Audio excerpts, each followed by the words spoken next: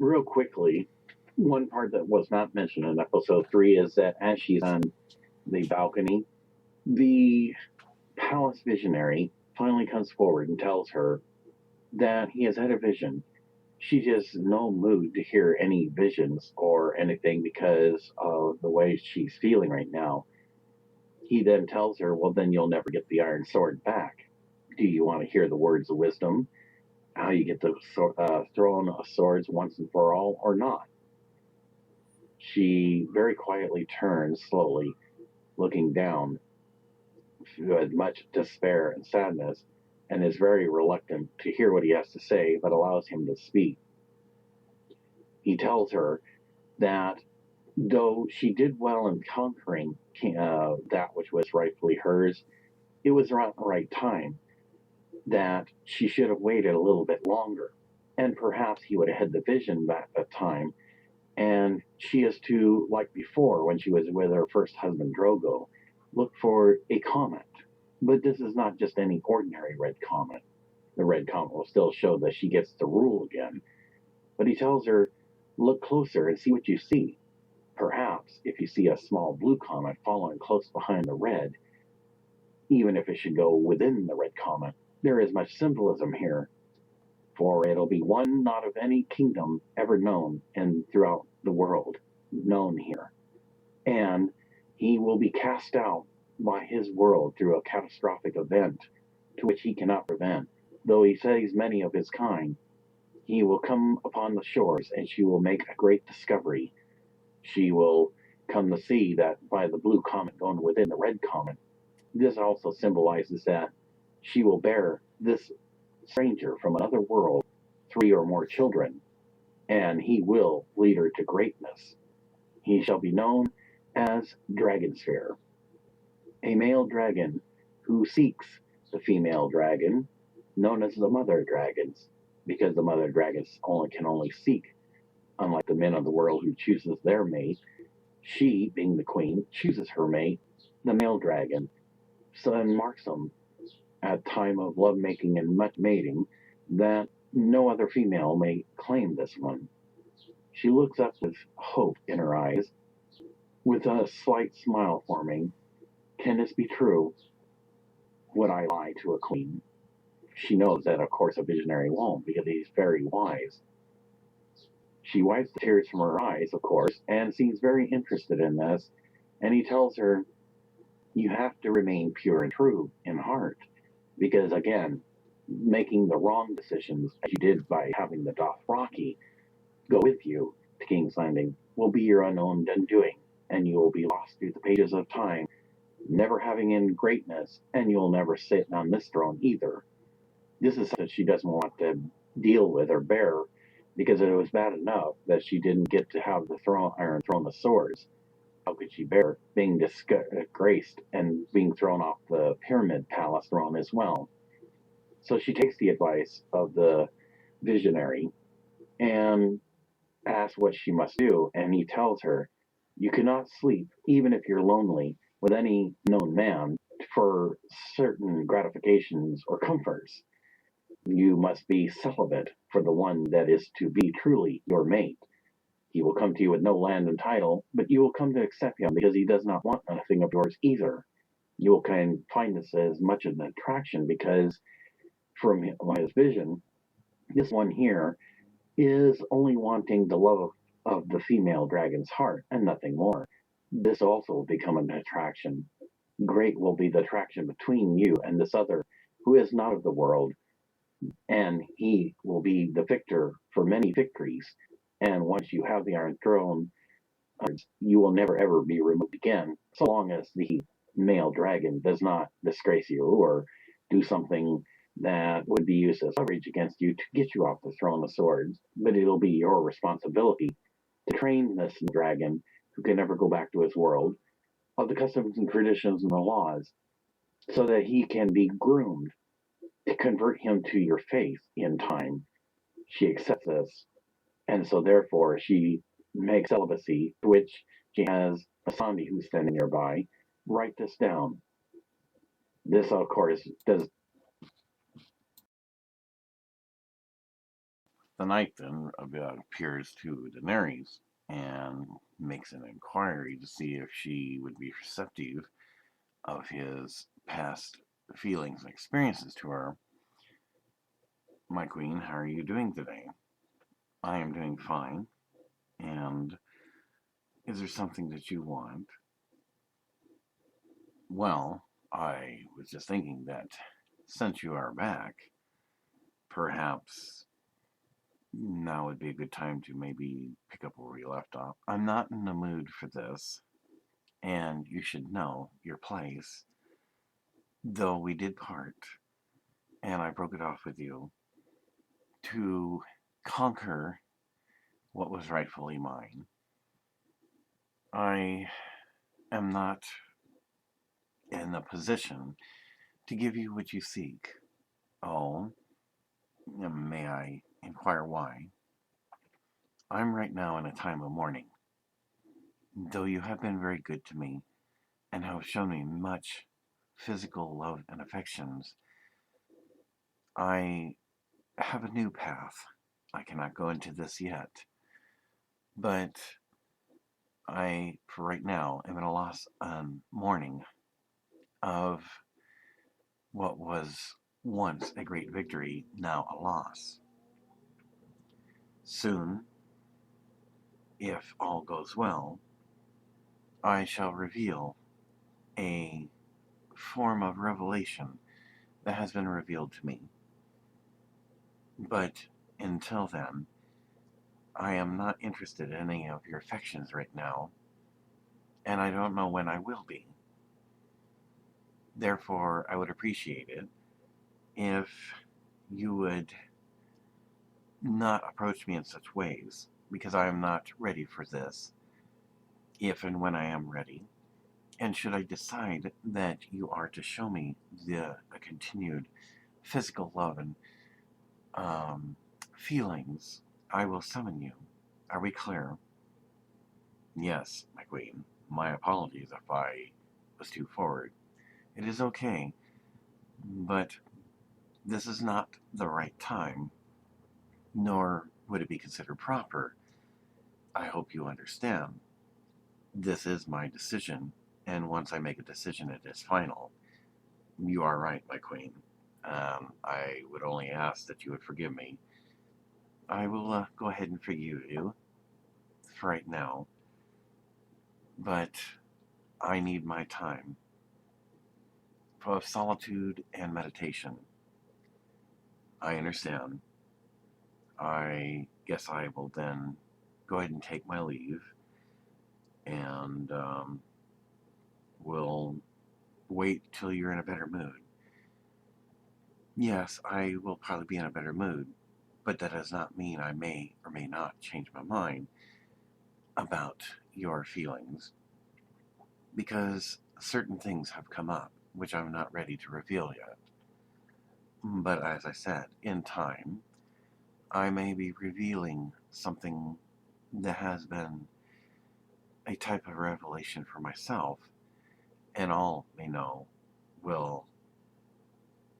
many will know of things that have been revealed to me, but it is not time yet. I must wait and see what there is to behold. I understand, my queen. Very well. I will leave you to your meditation and thoughts. Thank you. You may go now. Yes, my queen. And so with that, he then leaves. So, recaptured to enslavement, unfortunately, is what happens to Greyjoy. And even though it was a nickname given by the nephew as Reek, um, the uncle tells him he reeks because he is someone that is lower than him and seen as nothing more than garbage because he's not man enough to take the throne in the Iron Islands and wants to pass it to his sister. That's making him look like a weakling and a wuss. So therefore, he is called Reek once again. And any scars he has is only merely opened up in a form of torture, but not in a severe way like that of the nephew had done, but as a mere way of reminding him of his place to be nothing more than a servant.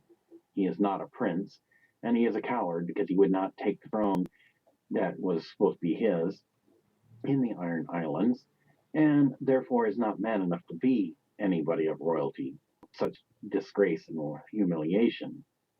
In the meantime, the sister is captured by the current king of the Iron Islands, and he is displeased because he cannot get Greyjoy. But once he learns Greyjoy is in the hands of the other king of the House of Bolton, which has been reestablished, he decides that it would serve no purpose to kill one and not both because this is what he wanted. So he tucks her away or into some place where she will never speak, let alone be heard, to rise anyone against him. So therefore, it becomes the Iron Islands curse of obscurity for the sister to Grey. In the Mm. Yeah, the House of Bolton, after much of the Bolton uncle, who is now king, in place of his brother, who his nephew had killed, he finally is dissatisfied with the way things were turning out, the way he had reopened old sores, not like that of the nephew. He throws down his knife, Ah, quit your whining. Boo-hoo-hoo. I ain't gonna do to you like my nephew. I ain't that treacherous. Hell, you can't even take a simple flailing like a man. It makes me sick. You reek, for certain. Not man enough to take a cut here and there. It's me. You're supposed to be a prince. Whatever. Take him off his cross and clean him up, for crying out loud. I'd tell him to grow a pair, but it seems like my nephew's already taken care of that problem, so he can't even get a pair anyway. Kind of laugh at the scoff. Man, why me? I would have been better off having your sister. At least that would probably been a little more pleasurable. Oh well, such is life. So they haul Greyjoy off. And where the hell is my spies anyway? Didn't I send somebody out to look for Sansa Stark? Well, yes, sir, says one of the messengers who sent the spies out on his command. Well, how come nobody can seem to find her? I mean, how far can somebody hide? I mean, come on. We're talking about a woman who fed my nephew to the dogs. Nobody can seem to find out where the hell she's at. Well, we are looking, sir. She couldn't have gotten that far. I mean, there's only so many places to go. I mean, she can't be that resourceful. She can't come back to Winterfell because, well, it's under our command. So where else would she go? I don't see her going to Essos, to that place where that wench, what's her name, Daenerys went. No, I don't see her going that far. I'll keep looking. I mean, it's almost to the point where it's really frustrating that she should have been in King's Landing. You guys should have found her.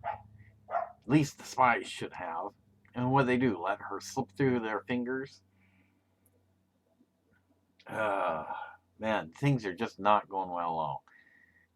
I tell you what, as long as she doesn't come here, at least I know I have nothing to worry about. And even if she was here, I wouldn't still have anything to worry about. She should be home, knitting, playing with her dolls or something, whatever it is. He kind of laughs about that in a snide way. Not trying to be a queen or doing treacherous things to my nephew. That was my job anyway. That's true, sir. All right, well, what's the word on his Greyjoy's sister? Well, apparently the Iron Islands King has her now. Well, keeps them apart, so they can't really plan anything. Well, let's hope he's having a better time of it than I am.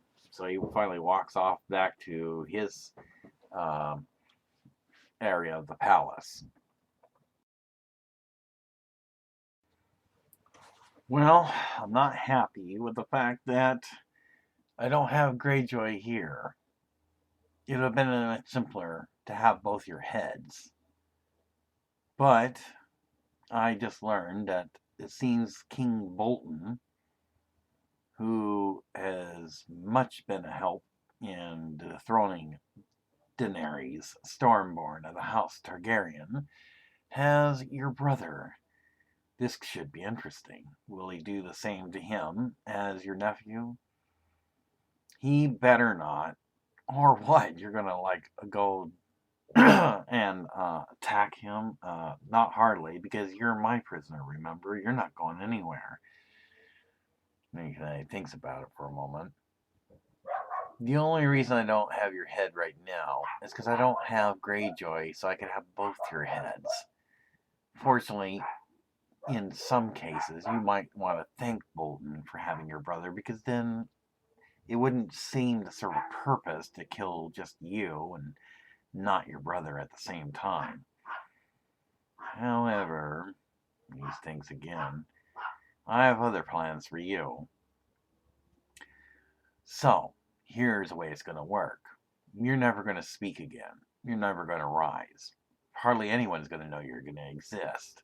In fact, I got a better plan for you.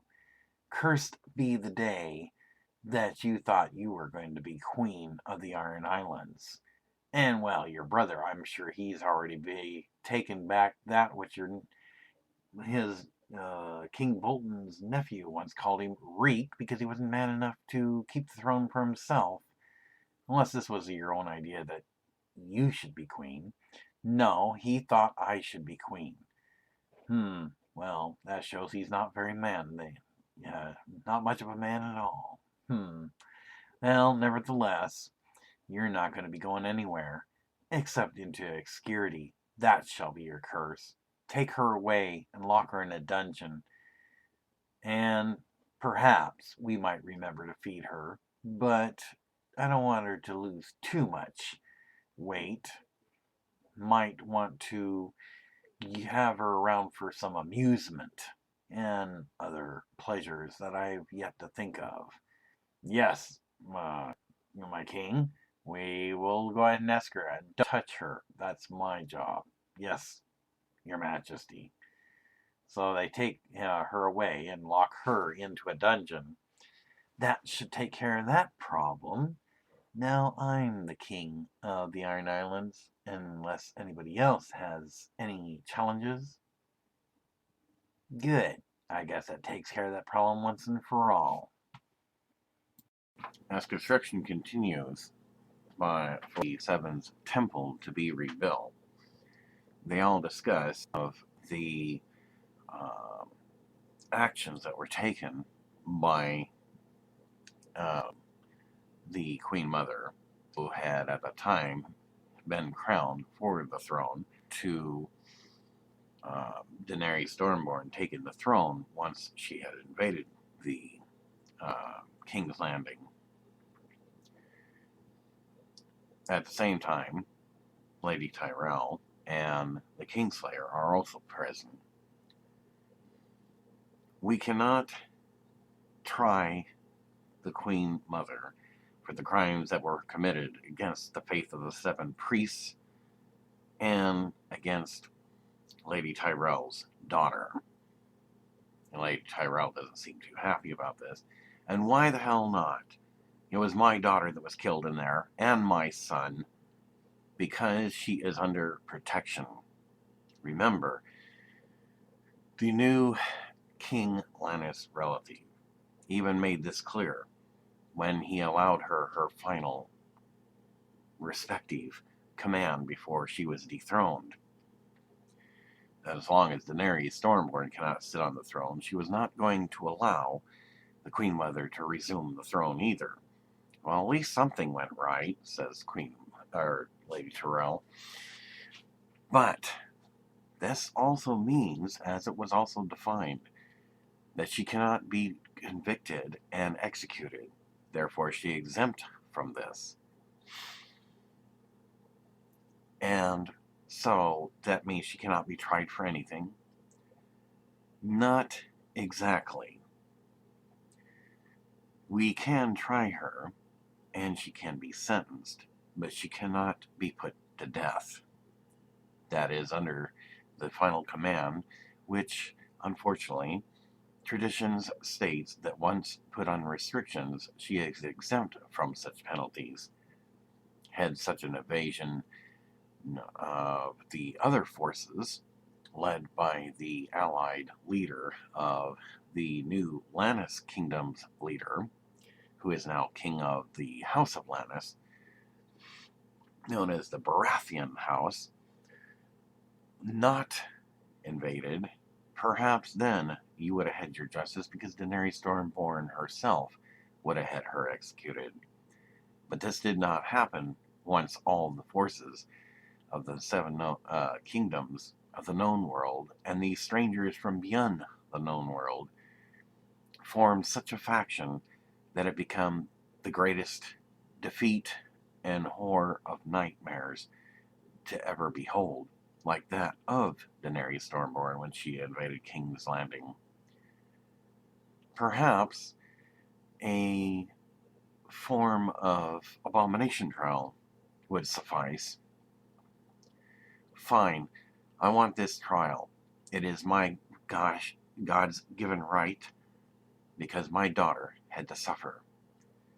I did not agree with her religious beliefs, And though I feel that, in my opinion, no disrespect to you, she had been tainted by the other elders and the priests, she nevertheless was my daughter, and my son had been badly mistreated as well, though he had his strange ways with other young men. I cannot forgive such a thing. And then, poor King Tommen, though he was not of my blood, he was still my son-in-law and the rightful king to the throne of the Iron Realm of the Kingdoms. I have a hard time speaking because these are quite the loss. No parent should have to be alive while their children are killed and slain. I understand, Lady Tyrell. And Kingslayer then steps forward. Well, while we're all trying to condemn my sister, why don't we also look at the other thing? What has become of my children? Geoffrey, it is true, ruled unwisely, but he was my son. Then there was my daughter. She was poisoned by the mere kiss of one who is still alive and should be punished. And now, my youngest, King Tommins, committed suicide because of what befell his wife and queen, Marjorie. I don't know what happened or how it happened. And if my sister had anything to do with it, I will confront her. Nobody will lay a hand on her. And I don't give a damn if there is a restriction. But I do not know of this yet, but I will investigate this. I don't care how long it takes. I should have not had to have all my children lost in such ways, and this is something that greatly grieves me, and I will get to the bottom of it. And with that, he leaves. The elders just kind of look at each other. It is my hope, Lady Tyrell, that while the Kingslayers is a little more of an aggressive nature, that you will be patient as we prepare the abomination trial. This will not go unspoken, and we will have a trial, but because of the restriction of a final act and command of Lady Daenerys Stormborn, we have to, by traditions, respect that, even if she's not on the throne. It does not dismiss the fact that she's on restrictions. Very well, then. I'll let you get on with it. But I want justice. I want it to be documented. She does not get away with this. She's gotten away with too much. I agree. This will be dealt with. Very well, then. I take my leave. And she left.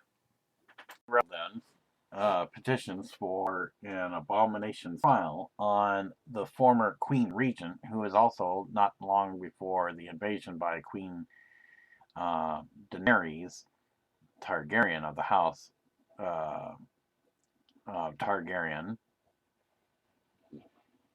which also was just recently before the major battle by strangers from beyond the known world of 3 different locations of Sutheros, the west and south west area, decides that an abomination trial needs to be done. She knows that she can't have her executed because the Lannis King relative of this former Lannis King of the House Baratheon has granted her like a one last request or wish. In this case, for her, it would be one last command as queen before she was dethroned. And thus, she realizes that since that command meant that she had put the Queen Regent, as she has now returned back to that title from, since she was dethroned by Daenerys, that she can't be executed. She's not happy with this, but Nevertheless, the abomination trial is what she's seeking because of what happened to her daughter, though her daughter was brainwashed by the faith of the Seven, and the fact that her son, though he had his strange relations with other men, which was considered an abomination by the faith of the Seven, because she took the matters into her own hands and killed a lot of innocent people, including her daughter and her son. So this petition then is presented before the faith of the Seven so that they may consider it and report back to her whether that, because of their own people and priests of the faith of the Seven religious faction haven't been killed, should enjoin her on such an abomination trial, to which would restrict her even further, not just from the throne room, but to like that of house arrest, except not exactly to a particular house, but within a certain city block, so that if she was to go beyond it, she would be killed immediately for violating such an order. Once the petition is signed, they inform her that they will take it into consideration and report their decision. She accepts this and can only wait to see what their decision will be. Then she is enjoying the sunset. She sees a prophecy revealed. At first, it's small, but it streaks across the sky ever so slowly, and she looks close and sees a red comet. This is what she was foretold by the visionary. As she looks closer as it's heading towards the darker part of the sky, away from the sun that's setting, she sees a thin blue line.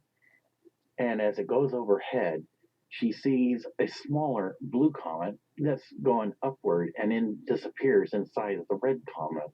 To her, this is like a sexual type symbolism, which she kind of to herself laughs a little bit, because this to her, with one eyebrow raised, is like a prophecy come true. So now the question is, when will this person arrive? No one knows. Could it be tomorrow? In a week?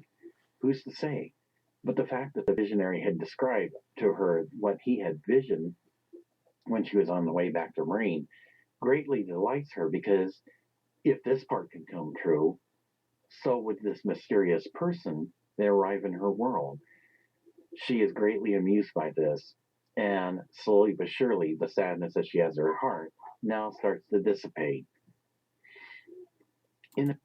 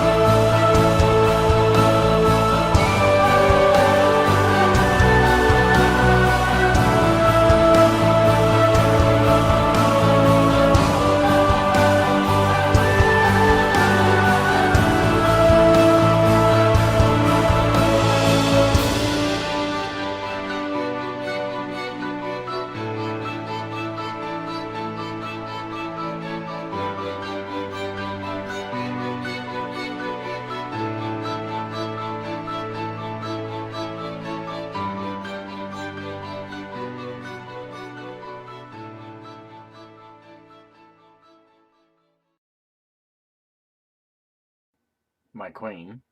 Yes. May I come in? Is this a good time? Yes. Please do. I was watching something. I see. I won't inquire what it was you've seen, because I think you'll see it again.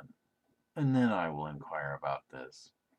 In the meantime, I have a lesson for you, and it's merely to prepare you for the stranger that's due to arrive. All right. I shall go ahead and take your lesson.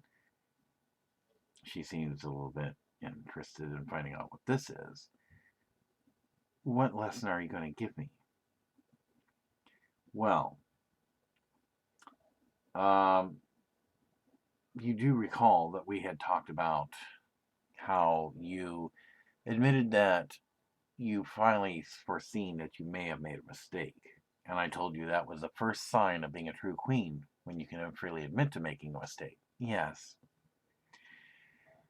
This is a lesson about the future. Oh, really?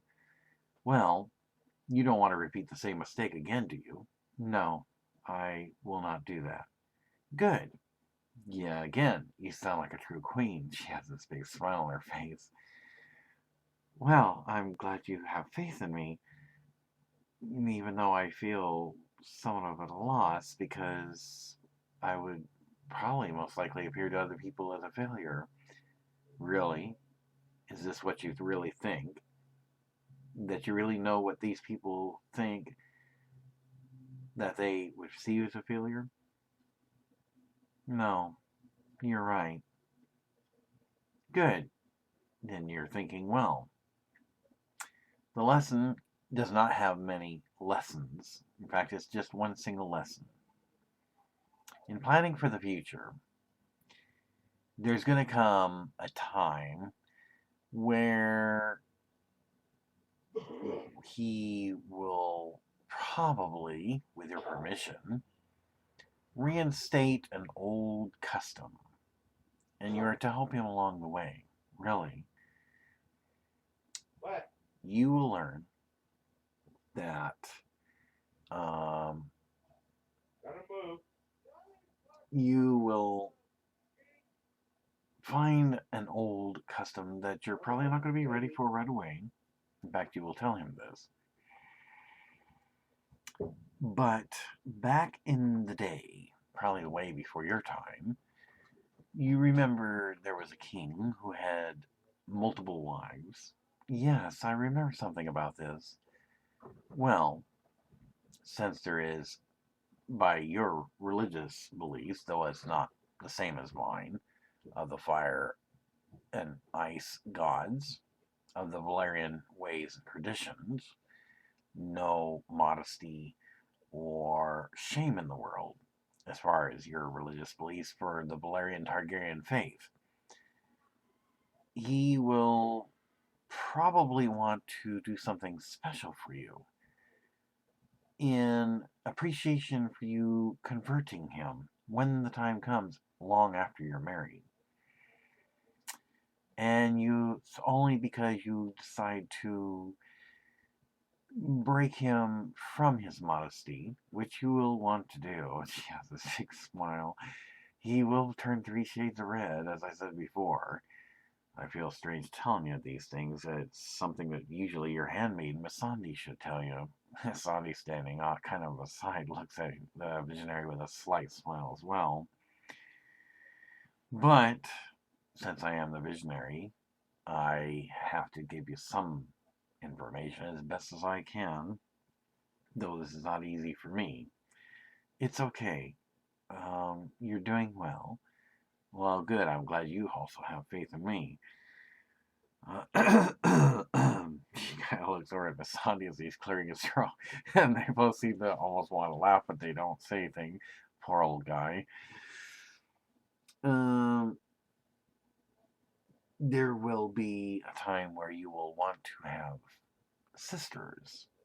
You'll probably choose one at first, one that you've never known, through a special kingdom agency that sets up lonely people together.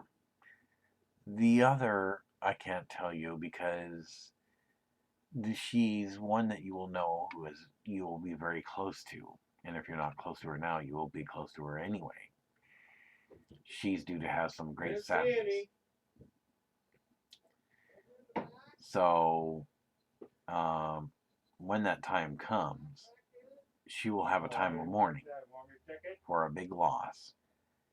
But eventually, she will let you know she's ready, and she will become your second sister. I see. And you will gladly share this one with them because you'll come to accept the fact that you'll want them as your sisters, and you will encourage him to take them as his wives once you have approved the decree that he gives permission from you to honor you. I see. She doesn't know how to make of this, rolling her eyes back and forth a bit with a slight smile. But I'm not ready for this yet, even if I should just meet him. That's okay, because that's to be expected. And you and the others will be blessed, and you may even want to consider the fact that you'll even think of the blessings of such a tradition by the Valyrian Targaryen faith by allowing this one to have those that you get to choose because he's not Targaryen male, where he would normally choose himself. You are not only going to be this queen, the supreme queen on the Iron Throne for the swords for the realm of the kingdoms, but because he's also not Targaryen male, you still get to choose. He doesn't. Okay. So that means I wouldn't have to worry about anyone being female and treacherous then. No. And so when you allow him to have the most wives, because they are sisters that you are fond of and enjoy having around, you'll gladly share him. He kind of gets a little nervous. And you'll all have children with him. Are you serious? Oh my gosh. I would have never thought of such a thing. Well, I hope I'm not offending you, my queen. No, I find this very interesting conversation. Yes, well, it's not one I was exactly going to have with you. It's okay. If it makes you too uncomfortable, you don't have to discuss anything any further. I'll just tell you this then. You'll still want to continue having children with him as well. Okay. And he's going to feel kind of guilty, not because of the modesty, but he will think that you're putting him through a test. That if he chooses to accept your offer of taking the second wife, then you'll turn around and leave him or not want him as a husband anymore. But you're going to assure him that would never happen. Well, I would think I wouldn't do such a thing. I mean, if it's my choice to choose sisters and we share him as our husband, then I would just have to comfort him and let him know that I wouldn't think differently of him. That is good. And that you will do that. Just that. Well, that's good then. So, is that the lesson? Well, that is the lesson as far as making decisions go.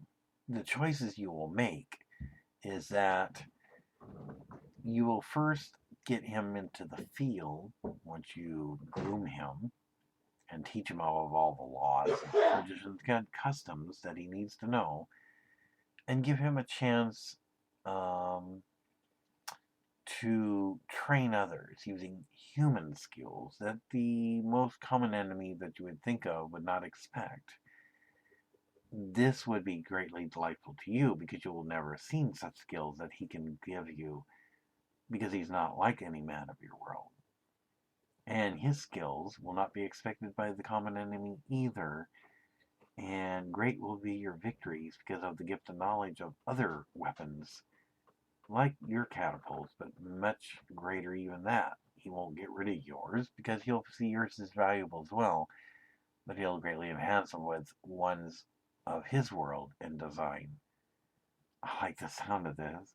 I thought you would.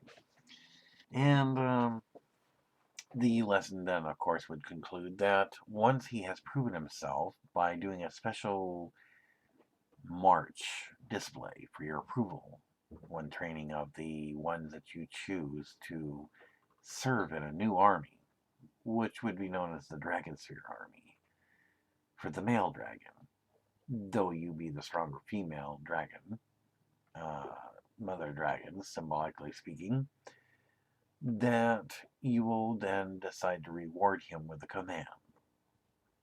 I would like this. To have a husband who will be a duke and to command such an army, that I find that most pleasurable. Yes, well, don't let it go to your head. Rare happened last time, even when you chose the Dothraki, and that was even itself the wrong decision. Yes, you are right. Well, the other part of this, now that the lesson is over, because that was the lesson about what you're going to do for the future to prepare for him bringing you victories. Now, the future foretold is that he's going to think of you as a goddess when you first find him.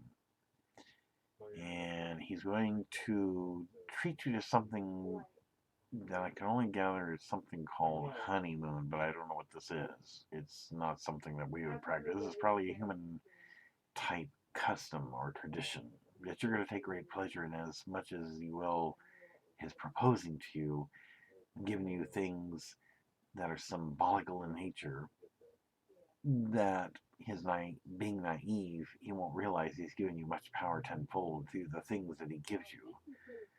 I see. Well, that's all I had to do right now, is give you this one and only lesson and give you a future foretold of some other things to look forward to. Well, I thank you very much. I will take my leave of you then. Until next time. Sorry about the uncomfortable conversation. I hope I wasn't inappropriate. Because again, it's something that probably most likely your handmaiden, Masandi here, should have told you. No. I will permit this, and I approve of this. I know this could not have been easy for you as well, being an elder and all. It's okay, my queen. Well, I thank you very much, he says with a big smile. Eyebrows slightly raised a bit. Yes, thank you. Gives me much to think about. Well, let's hope that these good thoughts will eventually replace your sorrow of loss. I think it will eventually.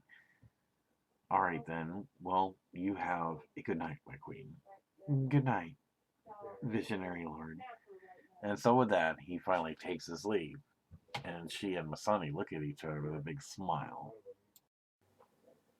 Also included is the simple fact that now that Daenerys has been forced off the Iron Throne of Swords for the realm of the kingdoms, there's really no reason for these dragon warriors to remain, and they wish to continue their nations.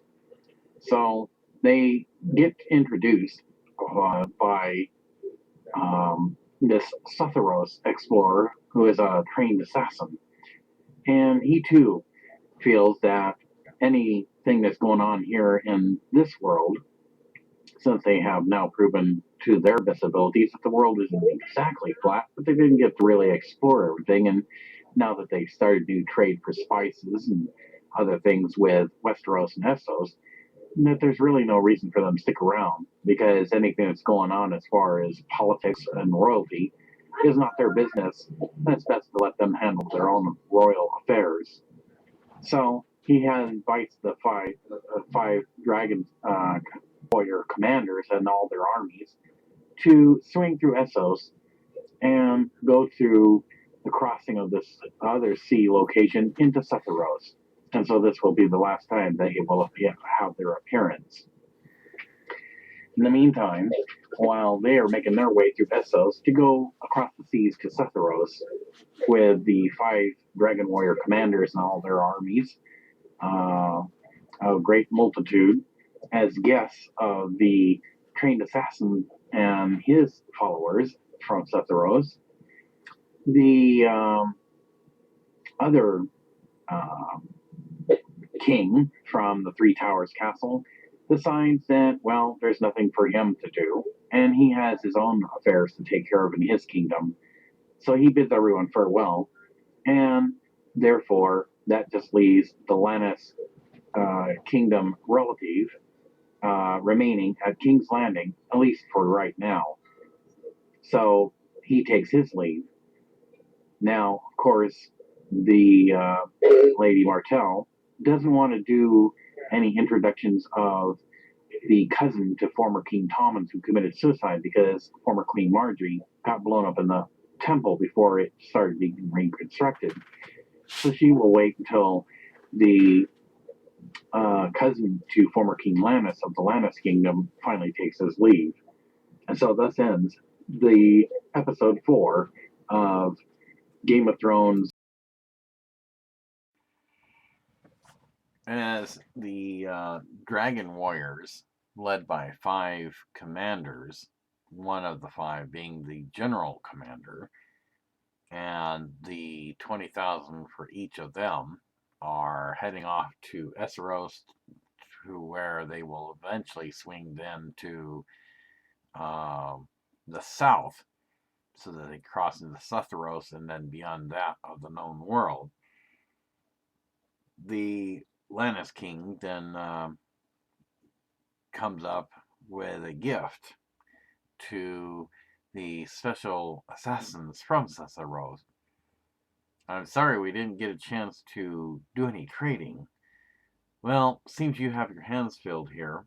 Perhaps another time, when things aren't so tense and things are more settled, while the dragon warriors and their great armies and the dragon slayers over there have done trading with you.